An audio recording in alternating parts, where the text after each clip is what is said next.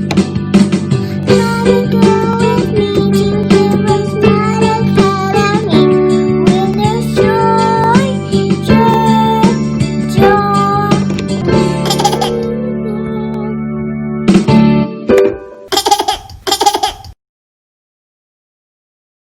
begin with a word of prayer and we'll move right along into today's lesson. We thank you, Lord, for this time we have to learn and grow. We seek to do the best we can and add to what we know. We love you, God, with all our hearts, and to others love we show. Pleasing you is our goal, not to our lesson we should go. In Jesus' name, amen. I believe in Jesus Christ, the Messiah who died and was resurrected from the dead to save humanity from sins. He is my Lord, Master, Boss, and Savior. I love God, I love myself, and I love others with the God kind of love. I believe the Bible is inspired by the Spirit of God and is the basis for morality, rights, and wrongs. I look to the Spirit of God to understand God's intent behind every letter of the Bible.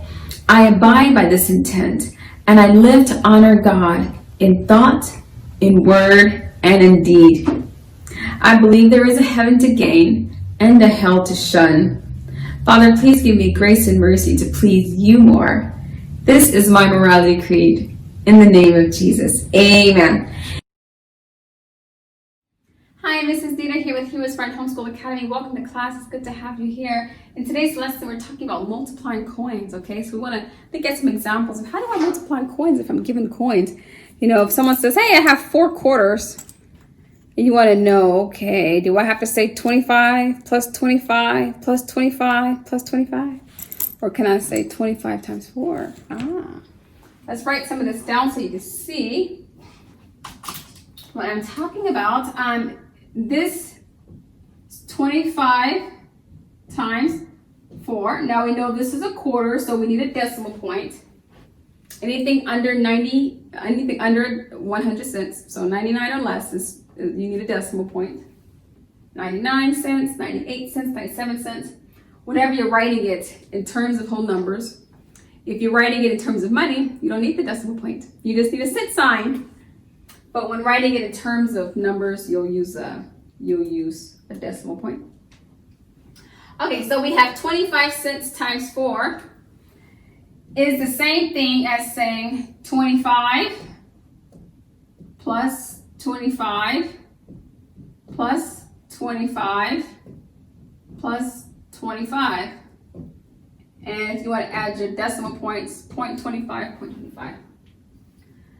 So what we're going to do is I'm going to show you how you can just multiply this instead of adding 25 plus 25 plus 25. Let's write this out. Okay, so 25 times 4. In this case, you could just omit. Omit means just remove or delete. You can just omit the decimal point until we finish, okay? Otherwise, it may become confusing. Okay, so 5 times 4 is 20. Remember, when multiplying, you just go units first, or the far right first, unit number, which is the 5 and the 4. That's 20. So carry your 2, drop your 0, and then multiply across. So 2 times 4 is 8. 8 plus 2 is 10. So there you have 10. We have the number 100. Does that look familiar? Yes, because we said 4 quarters, and 4 quarters is either 100 cents or $1. Before we write our dollar sign, let's put our decimal point in place. How many places do we leap over? 2. If you said 2, you were paying attention in a class about 3 or 4 days ago. So here's 1, 2 places. You move your decimal place point, you move it, you go over 2 places, and then you put your decimal point. And so this is the number, $1. So that's just how you multiply a coin. You can multiply dollars, multiply coins. If someone says, oh, that's 25 cents, I'll take 6 quarters. You could say 25 plus 25, let's do that math, and then plus another 25, let's do that, plus another 25, plus another 25, or you could just resort to multiplying. Let's look at another example. If we were given 20 nickels, so we can either 20 nickels, we can either say, let's write it down here, a nickel is worth 5 cents. So that's 0.05. The one, the dot goes over 2 places. 5, 6, 7, 8, and 9 is going to be in the second digit behind the decimal point. Once it goes over to the tens place, then you would have a 1 in the tens place. Okay, so with that being said, we have 0.05, and we want to multiply this by 20. Okay, this is the same thing as saying 0.05 plus 0.05 plus 0.05, and we're multiplying it by 20, so it would go a long time, okay? 0.05, 0.20, 0.05, 0.05, and I don't want to write all that, but I just want you to know what it is we're doing. We're multiplying, which means it's repeated addition. So what we're going to do to make this easy for ourselves, instead of adding 0.05 20 times, you could just count by 5. Or you can multiply, which is what I want you to learn to do. So go ahead and write your number, 0.5 times 20.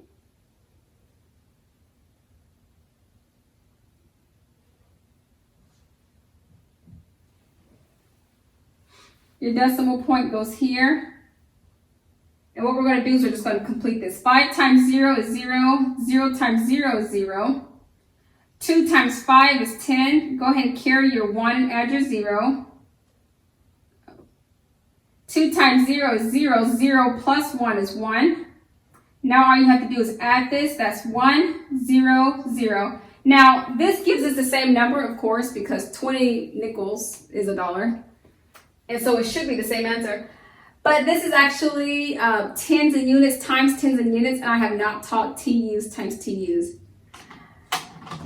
There's a very slightly special method for multiplying TUs times TUs, but I still want you to see that you can do it. It can be done, okay? You do not have to add 5 and 5 and 5. You don't have to do that unless you want to.